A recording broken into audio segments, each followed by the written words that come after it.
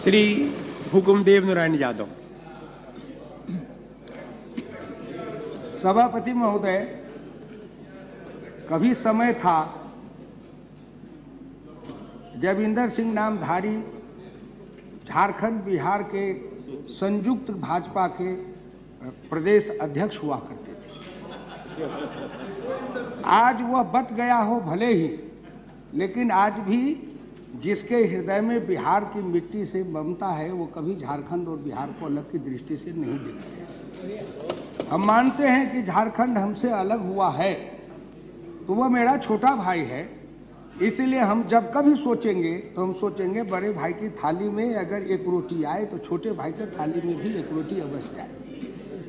इसलिए जब हम कभी बिहार को विशेष दर्जा देने की मांग करते हैं तो केवल बिहार के लिए नहीं करते हैं, बल्कि संपूर्ण भारत में जो आर्थिक दृष्टिकोण से, भौगोलिक दृष्टिकोण से, सामाजिक दृष्टिकोण से, बौद्धिक दृष्टिकोण से, सांस्कृतिक दृष्टिकोण से, शैक्षिक दृष्टिकोण से अगर पिछड़ा हुआ है भारत का कोई भी इलाका तो सभी इलाकों को विशेष दर्जा देके समग्र क्या कहते हैं सशक्त भारत का निर्माण करना चाहिए, जिसको कहते हैं विशेष दर्जा।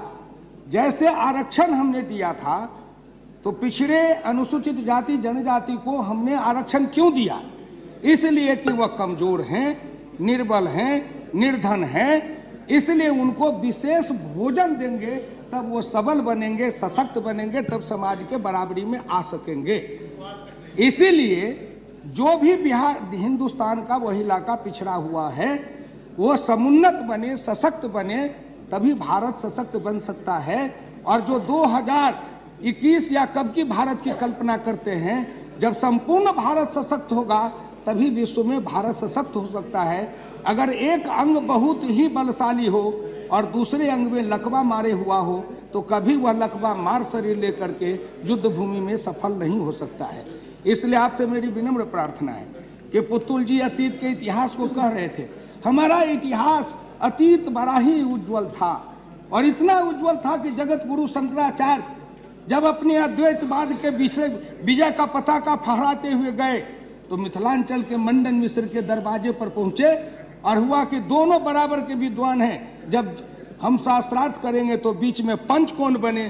तो स्वयं शंकराचार्य ने कहा कि मंडन मिश्र की पत्नी भारती पंच बनेगी, हम शास्त्रार्थ करेंगे। जहां हमारी भारती मंडन मिश्र की पत्नी ने निर्णय दिया था कि इस शास्त्रार्थ में शंकराचार्य जी विजयी हुए और मंडन मिश्र जी मेरे पति पराजित हुए, तब शंकराचार्य ने कहा कि मेरा मत मान लो। भारती ने कहा कि मैं अर्धांगिनी हूं, पंच के हैसियत से निर्णय दिया हूं, लेकिन अर्धांगिनी होने के नाते हमारे पति को आप पराजित किए हैं, जब मुझे पराजित कर देंगे तब आप विजेता होंगे, इसलिए अब हमारा आपका शास्त्रार्थ हो जाए। कितनी दूरी तक हमारा अतीत उज्जवल था। जब सुगा भी संस्कृत का श्लोक और वेद का मंत्र पढ़ता था क्या कहते हैं मंडन मिश्र के दरवाजे पर, लेकिन दादा को हाथी था, लेकिन आज हम उस हाथी का सिक्कर लेके घूम रहे हैं कि मेरे दादा को हाथी था। कौन मानेगा साहब? आज तो हम दिल्ली में, बम्बे में, बड़े शहरों में रिक्शा चला रहे हैं, ठेला चला रहे हैं, मोटियागिरी का काम कर रहे हैं, फुटपाथ के नीचे सो रहे हैं, रात में जाड़े में ठिठुर रहे हैं, भूखे पेट हैं, लेकिन फिर भी हमारा अतीत पहले का उज्जवल था। लेकिन मेरा राजनीतिक अतीत बहुत ही धुंधला हो गया था।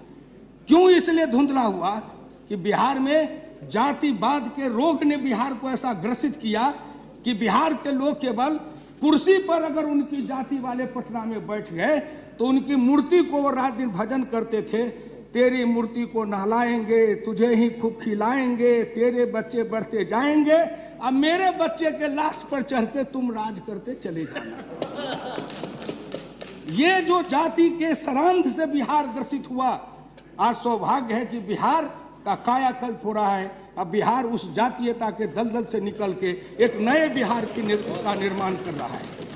हम समग्र समाज को जोड़ रहे हैं, लेकिन जब हमारी आवश्यकता बढ़ी, हमारे यहाँ नदियां हैं, पुतुल जी कह रही थी, वो नदियां अगर अभिशाप है बाढ़ के कारण, आप हमको सड़क बनवा देते हैं। आप तो खूब घूमे हुए हैं, आपको देखा हुआ है वो बिहार। चप्पे चप्पे में घूमते थे। उस समय जब हम बना देते हैं सड़कें, बड़ी अच्छी बनती है, चमचम सड़कें बनती हैं, उस पर गाड़ी फिसलती है। एक बार नेपाल में वर्षा होता है, बाढ़ ऊपर से आती है, सारी सड़कें बह जाती है, मेरा तो सारा सब कुछ बह जाता है। आप तो आशु कवि लगते हैं। घर भी बह जाता है, छप्पर भी बह जाता है, और तन के कपड़े भी बह जाते हैं। और एक घर के अंदर चौकी पर चौकी रख देते हैं, और उसी पर हमारे बच्चे और हम रात गुजारते हैं 2-2, 3-3 महीना। तो आखिर उस बाढ़ के कारण जो हम बर्बाद हो रहे हैं, किसी राज्य सरकार की क्षमता है जो उस बाढ़ को रोक दे। वो बाढ़ रुकेगा कब? जब भारत नेपाल का समझौता होगा तब। जब कोसी में, नूनथर में, सीसा पानी में, बड़ा क्षेत्र में जब डैम बनेगा और पानी को रोका जाएगा, तब बिहार का कायाकल्प होगा और बिहार की सभी नदियों को जोड़ देगा। जो अटल बिहारी वाजपेयी जी ने सपना देखा था कि पूरब से पश्चिम तक सारी नदियों को जोड़ दो, तो हमारी नदियों में जब बाढ़ आती है तो कुछ नदियों में बाढ़ आती हैं, कुछ नदियां सूखी रहती हैं। जब गंगा नीचे रहती तो कोसी ऊपर है, जब कोसी में उफान है तो गंगा नीचे आती हैं। अगर सारी नदियों को जोड़ देंगे तो विज्ञान कहता है कि water seeks its own level. 6 feet जी हाँ, वो आप शुद्ध कर दीजिए। आप उसको शुद्ध कर दीजिए, बहुत धन्यवाद। तो वो जल अपने स्तर को सामान्यतः प्राप्त करना चाहता है, तो हमारे यहाँ बाढ़ रुक जाएगी, सड़कें नहीं टूटेगी, खेती नहीं बर्बाद होगी। पुतुल जी को आपने ठीक ही कहा। पंजाब में कोई नीचे धरती वाले खान खदान नहीं है, माइंस मिनरल्स नहीं है, हरियाणा में नहीं है, लेकिन पंजाब और हरियाणा अपनी कृषि के बल पर आज भारत का सबसे 1 नंबर 2 नंबर के राज्य में आता है, हर क्षेत्र में मुकाबला करता। क्यों? उसका रहस्य है कि पंजाब के पास में अगर भाखड़ा नंगल नहीं होता, भाखड़ा नंगल के कारण उनके बिजली नहीं होती, भाखड़ा नंगल के कारण उनके खेतों में नहरों से पानी नहीं जाता। आज अगर एक भाखड़ा नंगल ने पंजाब में है और उसी तरह भाखड़ा नंगल मुझे बिहार में दे दो, तो मैं आधे हिंदुस्तान को खिला सकता हूं। इतना मुझ में पुरुषार्थ है, इतनी धरती में मुझे उर्वरा शक्ति है, इतना हम करके दिखा सकते हैं। हम अपने हाथ से पंजाब की खेती में हरियाली ला सकते हैं, हरियाणा की खेती में हरियाली ला सकते हैं। बंबई हो, दिल्ली हो, गगनचुंबी अट्टालिका है, उसमें रहने वाले लोग आते हैं, हंसी मजाक करते हैं, और उस महलों को निर्माण करने वाले हम बिहारी उसकी छाया में ही सो जाते हैं और अपनी रात गंवाते हैं। और फिर भी कभी कभी किसी प्रदेश के लोग उठते हैं और हम पर जूते लात चलाते हैं कि बिहारी सभी बाहर चले जाओ। पसीना हम बहाते हैं, महलों का निर्माण करते हैं, तेरे बच्चे को खुशहाल बनाते हैं, हम ठेला ठेलते हैं और तुम हवा गाड़ी पर चलते हो, और फिर भी हमें कहते हो बाहर जाओ। लेकिन एक बात याद रखे दुनिया, भारत के लोक सभापति जी, जिस दिन सारे हिंदुस्तान के बड़े महानगरों से बिहारी जिस दिन अपना बोरिया बस्तर बांध के अपने बिहार में चला जाएगा, उस दिन ये महानगरों की सारी रौनक खत्म हो जाएगी, इनकी सुंदरता मिट जाएगी और हमारा बिहार सुंदर हो जाएगा। अभी बिहार की सरकार इस दिशा में काम कर रही है, हम उस दिशा में बढ़ रहे हैं। एक सेकंड के लिए आप ठहर जाइए, आप बैठ जाइए। मैं हाउस से अनुमति लेना चाहता हूं। Honourable members, the extended time for this discussion on this resolution is over. I have a list of 6 more speakers to participate in this resolution. If the house agrees, the time for the discussion on this resolution may be extended by 1 hour। Continue. मैं उन सभी सदन के माननीय सदस्यों के प्रति बिहार के गांव गरीब किसान के तरफ से आभार प्रकट करता हूं। पिछली बार जब बोल रहे थे तो उधर से वो चौधरी उन्होंने अधीर चौधरी जी ने संविधान पर कहा था, जब सदन के सभी दलों के लोग उठते हैं और बिहार के इस विशेष दर्जा देने की मांग करते हैं, तो मैं संपूर्ण सदन के सदस्यों के प्रति बिहार की तरफ से आभार प्रकट करता हूं, उनका अभिनंदन करता हूं, उनका धन्यवाद करता हूं। छोड़िए ना, ये प्राइवेट डिस्कशन है, संजय निरुपम हमारे साथ हैं, इसलिए आपसे मेरी विनम्र प्रार्थना है, वो भी हमारे यहाँ से गए हुए हैं। सभापति महोदय, ये हमारा गर्व है कि संजय निरुपम हमारे कोख से पैदा लेते हैं लेकिन महाराष्ट्र के बम्बे में जाके नेता बनते हैं, तो हमारे कोख की कम कीमत है क्या? इसलिए मुंबई में इसलिए मैं आपसे प्रार्थना ये कर रहा था, ज्यादा समय न लूंगा, कि जो क्षेत्रीय विषमता है उसके अंत के लिए व्यापक योजना बनाइए। बंजर, पथरीली, कंकरीली, जंगली जमीन है, वहां उद्योग लगाइए। ये दिल्ली एनसीआर बनाते हैं, चारों तरफ लोगों को उजाड़ते हैं और यहाँ आके गगनचुंबी अट्टालिका बसाते हैं। अगर झारखंड में, छत्तीसगढ़ में, मध्य प्रदेश में, उड़ीसा में, पश्चिम बंगाल में, बिहार में, अगर असम में अगर उन बंजर पथरीली जगहों पर कारखाना उद्योग लगे तो सड़कें बनेगी, बिजली जाएगी, स्कूल बनेंगे, वहां अस्पताल खुलेंगे। सिब्बल जी कह रहे थे पिछड़ी एरिया में अगर इंजीनियरिंग कॉलेज कल कह रहे थे बना देंगे तो वहां कोई जाने के लिए तैयार नहीं होगा। अरे क्या बात करते हो, इस हिंदुस्तान को आपने बनाया है, गरीबी के महासागर में अमीरी के कुछ टापू बनाए हो, उसमें वैभव के सुख सागर लगाए हो, उसमें कुछ लोगों को नहलाते हो। अगर उस बंजर पथरीली कंकरीली पिछड़े इलाके में उद्योग लगेंगे तो उनके लिए सड़कें बनेगी, वहां बिजली जाएगी, वहां वाटर सप्लाई जाएगा, वहां रेजिडेंशियल क्वार्टर बनेंगे, वहां रहने के जाएंगे तो वो स्कूल बनेंगे। जहां सेंट्रल सर्विसेज के लोग जाते हैं वहां सेंट्रल स्कूल भी बनाते हो आप। तो अगर उस जगह अगर सेंट्रल कारखाना खुलेंगे, केंद्रीय कारखाना खुलेंगे तो वहां सेंट्रल स्कूल बनेगा, लेकिन आप नहीं चाहते हो, इसलिए कि हिंदुस्तान के बड़े लोग हमारे यहाँ से उद्योग लगाओगे, पैसा कमाओगे।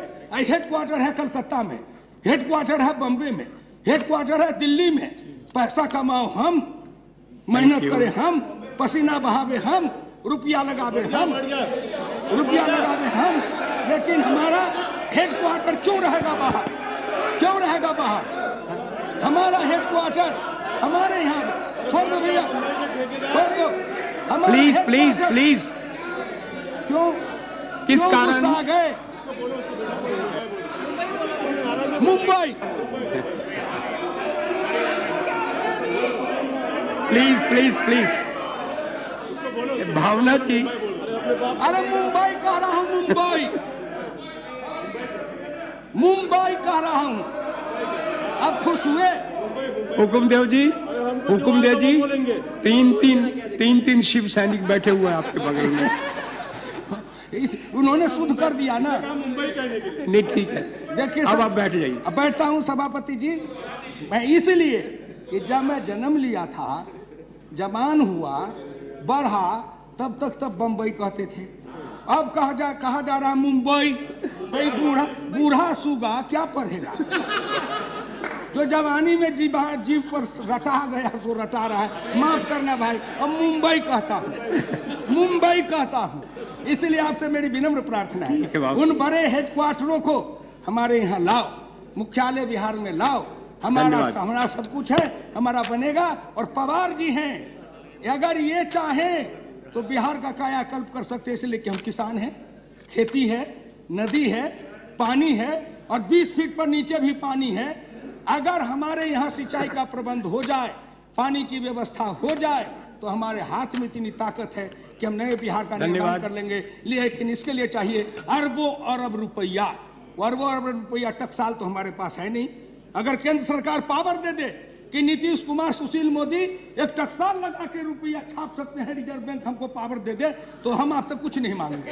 एगो टकसाल का पावर दे दीजिए, हम पटना में टकसाल लगा लेंगे और अपने से नोट छापेंगे, अपने विकास का काम करेंगे। लेकिन टकसाल है आपके हाथ में, इसलिए हाथ जोड़ के खड़े होते हैं। जब तक राज्य की सरकारें और इस देश के गरीब, निर्धन, निर्बल, पिछड़े, दलित, अनुसूचित जाति, जनजाति जब तक किसी के आगे हाथ जोड़ के खड़े रहेंगे, तब तक कायाकल्प नहीं होगा। इसलिए आपसे मेरी विनम्र प्रार्थना है, या तो हमारा हिस्सा दो, हमें अधिकार दो, हमें अपने निर्माण करने के लिए अवसर दो।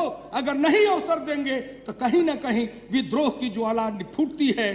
तब लोग नारा लगाते हैं, सिंहासन खाली करो कि जनता आती है। बैठ जाइए। ऐसा अवसर नहीं आवे, इसलिए बिहार की बात मानिए। आपने अवसर दिया, बहुत बहुत धन्यवाद, बहुत बहुत धन्यवाद। हुकुमदेव जी।